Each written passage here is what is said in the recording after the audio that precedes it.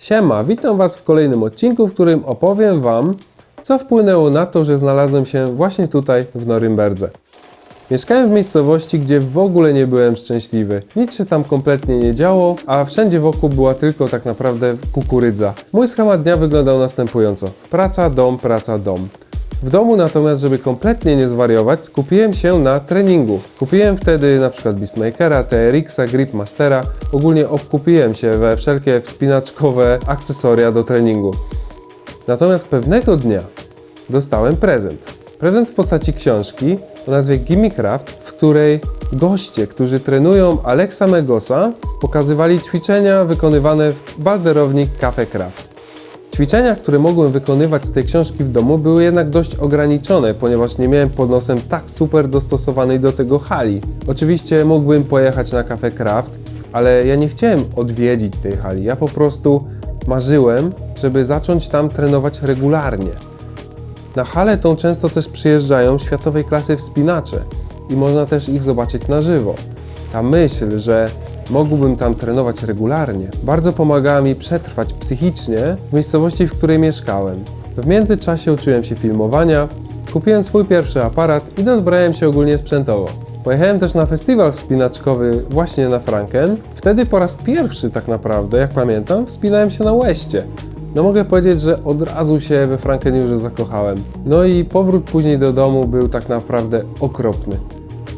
Frankeniura oraz Norymberdga wywarły na mnie tak ogromne wrażenie, że się tutaj po prostu przeprowadziłem. Po przeprowadzce do Norymberdgi stwierdziłem, że umiem już na tyle filmowanie, że jestem gotów założyć własną działalność. Skupiłem się bardzo na pozyskiwaniu klientów, na rozwoju swoich dalszych filmowych umiejętności, na rozwoju biznesu.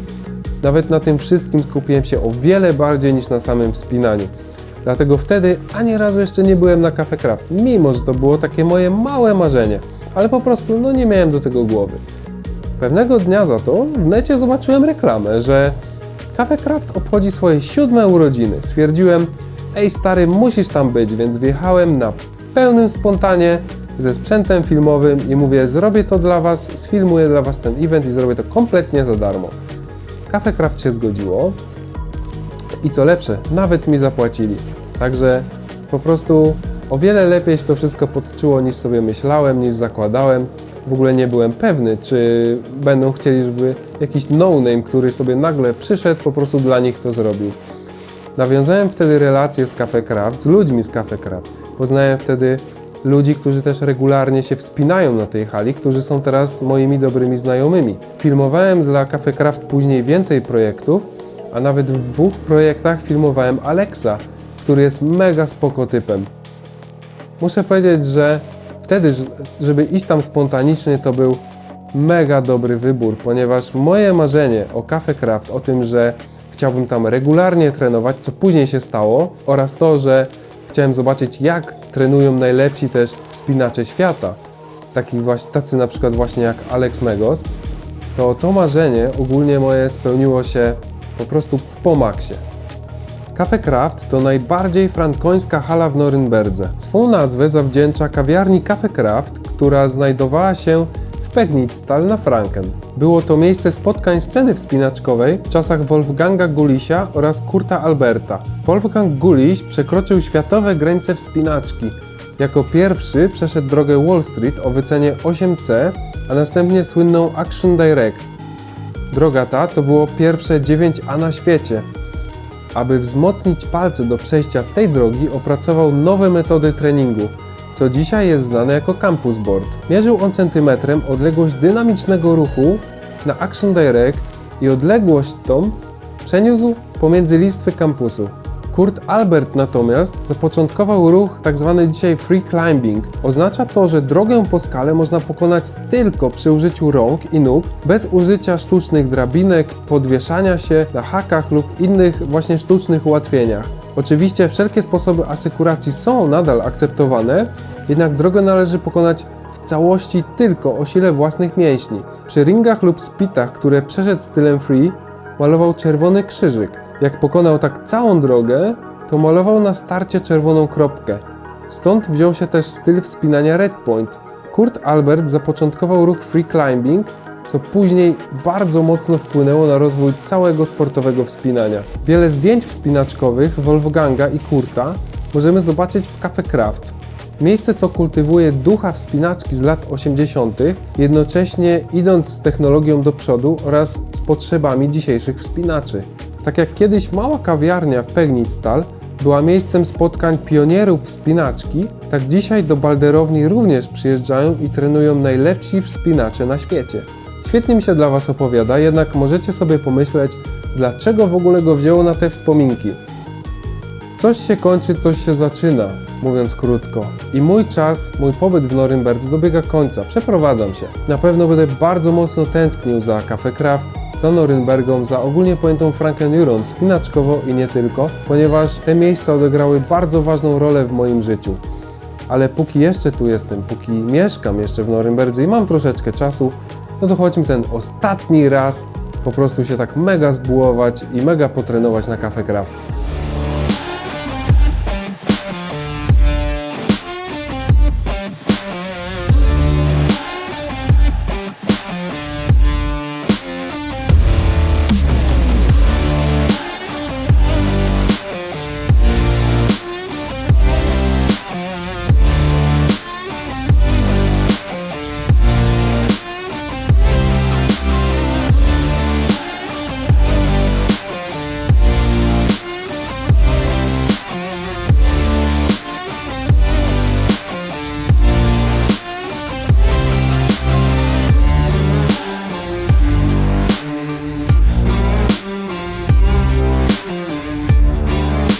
Rozgrzewka za nami, jak możecie zobaczyć, jest tutaj cała masa przyrządów do technicznego, wspinaczkowego treningu, a teraz idziemy na dół na baldy.